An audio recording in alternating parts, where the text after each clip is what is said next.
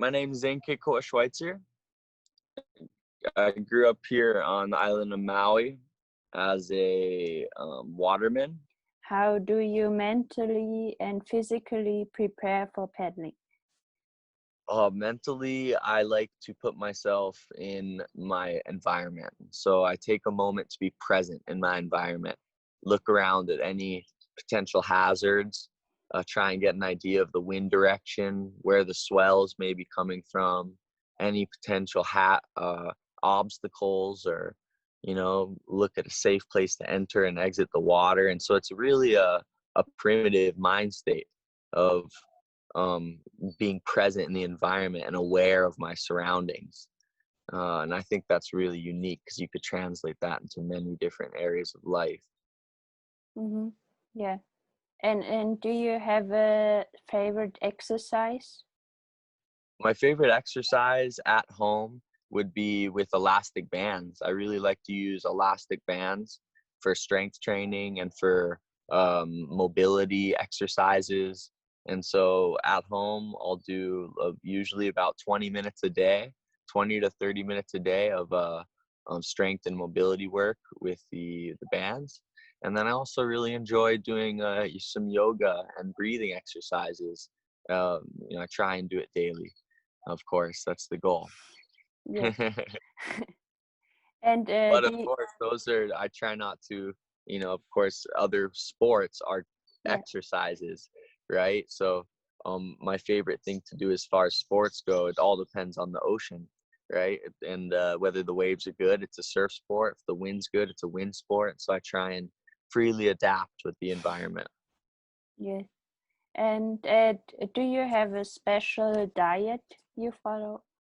I do. I've been following a I've been following a plant-based diet for about 4 years now. And so I was met with a few health issues over the past 5 to 8 years, and mostly in my stomach. And I kind of gave up on Western medicine practice, and I started to treat myself through food and diet. And I was able to, almost reverse a lot of my, symptoms, which really terrorized my lifestyle, my routine for a few years. And so I had a lot of improvements in my energy and my overall just health, because I would wake up feeling very nauseous every morning and throwing up, and since changing my diet, slowly shifting to a more plant-based diet, and being cautious of being mindful of what my body accepts and rejects, has been really a great learning experience. And as well, to acknowledge the power of our food around us and lifestyle choices. And our daily lifestyle choices can really add up and cause a ripple effect. And also, I'm very proud to know that, my footprint is a lot more minimized, knowing that I could grow a lot of the food I eat and, kind of sustainably source my food. Yes. And do you change something when you prepare for longer races, or how did you prepare for your 11 city tour? It's a great question. Even at that age, when I was a young teenager, I was still mindful of some, endurance strategies.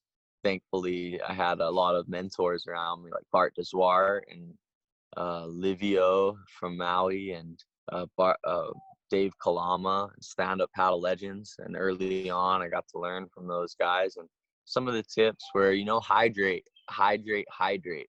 Make sure to get good hydration, a few days before the event, not just the day before.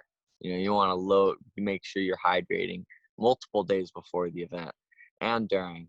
I also, try and eat a pretty nutrient rich and diverse diet, but of course, maybe load up a bit more on the carbs than I would. But the morning of the race, and maybe even the night before the race, I try and eat somewhat bland.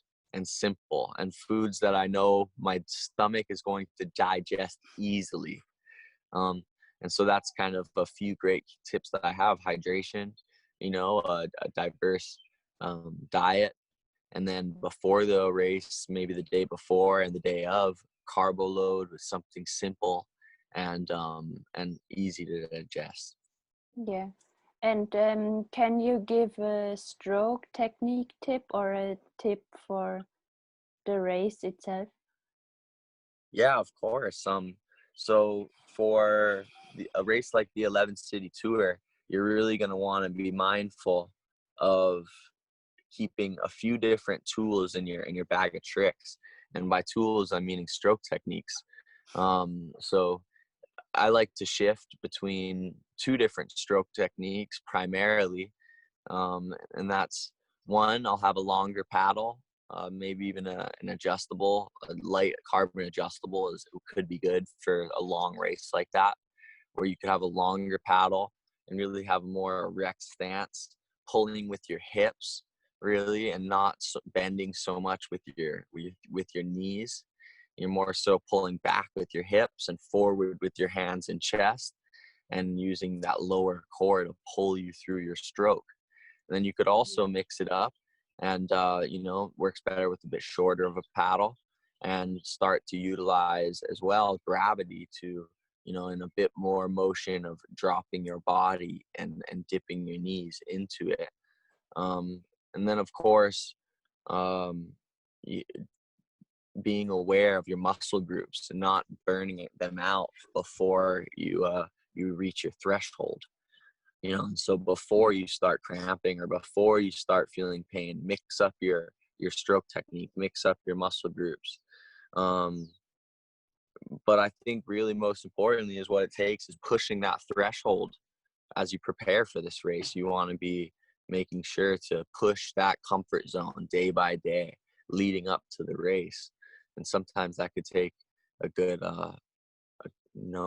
3 months even to get work up to your peak. Yeah. And so but I could allow a month to really get up to a good state, for an event like that. I think it's appropriate to allow a little extra time.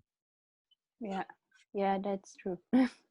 Yeah, that's all questions we have for this. Oh, well, it was such a pleasure talking with you. Yeah. Thanks so much for reaching out to me all the way from your hometown out there.